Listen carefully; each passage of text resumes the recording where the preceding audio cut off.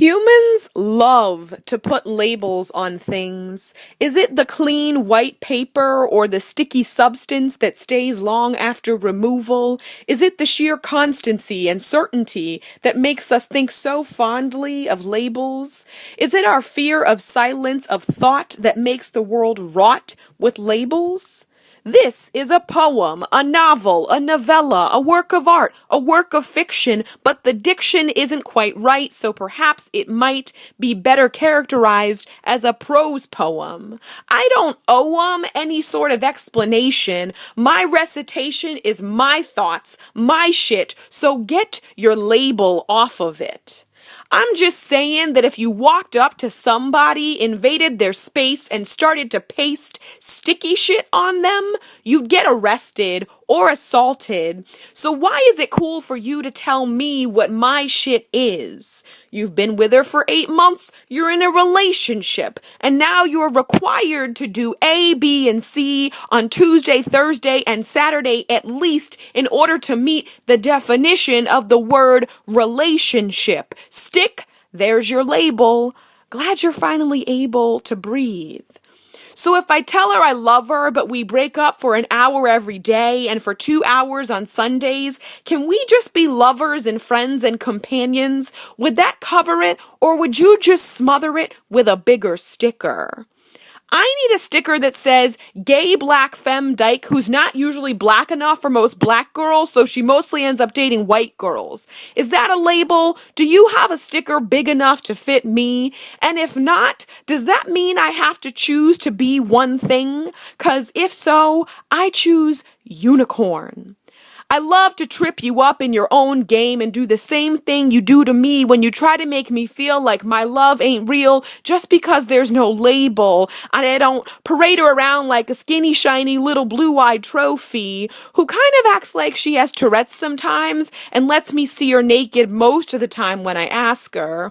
Our love ain't real because she's not attached to my hip. When she dips, I don't dip, we don't trip when significant others talk to others.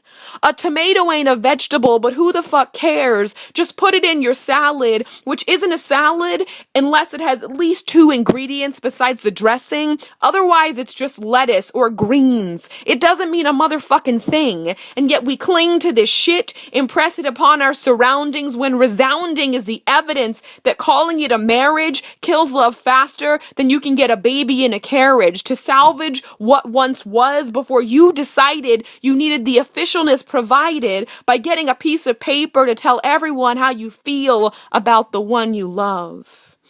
When I meet the love of my life, I'm going to tear off a piece of paper from a notebook and write, "I'll love you for as long as I can" on it. That says it well and is a hell of a lot cheaper than a wedding followed by a separation and a divorce. And if I fold it up and slip it to her, it also affords more privacy because shit and pain are shittier and more painful with a world full of people witnessing it, labeling it, saying, "Man, that shit is painful." So call it what you want, but labels are just the world's way of getting in your goddamn business. Let me do this. Let me love this woman the way I want to love her. Don't put us in a box, 'cause we'll suffocate. Even unicorns need oxygen. And to me, the definition of a unicorn is a woman who is secure enough to let me love her so much that I will never call her my wife because I don't want it to end. I don't need no stinking ring or most of the things you get from relationships, like obligations and responsibilities that whittle down love and affection, care and attention. I'd rather you think hard about it and choose to love me over again every day than risk you feeling like you have to, because that's what good girlfriends do.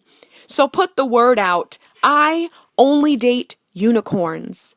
Now, if somebody could please get me some soap and a cloth, I'll start scrubbing and hope that all of this motherfucking sticky shit comes off.